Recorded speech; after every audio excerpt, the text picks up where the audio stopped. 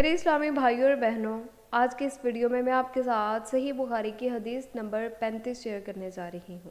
السلام علیکم ورحمۃ اللہ وبرکاتہ۔ Welcome to Islamic seeds channel. امید ہے کہ آپ سب اللہ سبحانہ و تعالیٰ کے فضل و کرم کے ساتھ نہایت خیر و عافیت کے ساتھ ہوں گے۔ پیارے اسلامی بھائیوں اور بہنوں، صحیح بخاری کی حدیث نمبر 35 ہے۔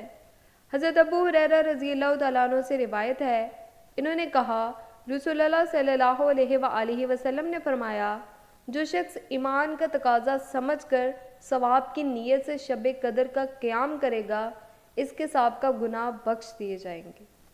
پیارے اسلامی بھائیوں اور بہنوں، اس حدیث پاک میں ایمان و احتساب کے الفاظ بطور خاص ذکر کیے گئے ہیں۔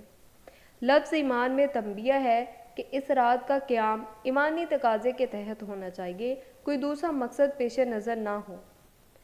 اس قسم کے ایمانی تقاضوں سے ایمان میں ترقی ہوگی، اور جس ایمان میں اس قسم کے تقاضے شامل نہیں ہوں گے وہ ایمان کمزور ہوگا۔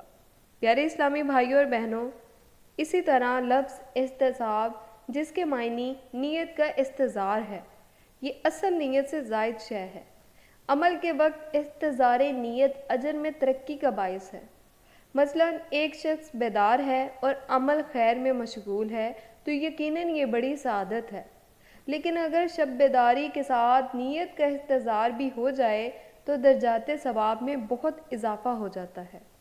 امید ہے کہ آپ کو یہ ویڈیو پسند آئی ہوگی، اور آپ سب اسلامی بھائیوں اور بہنوں سے گزارش ہے کہ اس احادیث کے سلسلے کو اسی طرح جاری و ساری رکھیے گا۔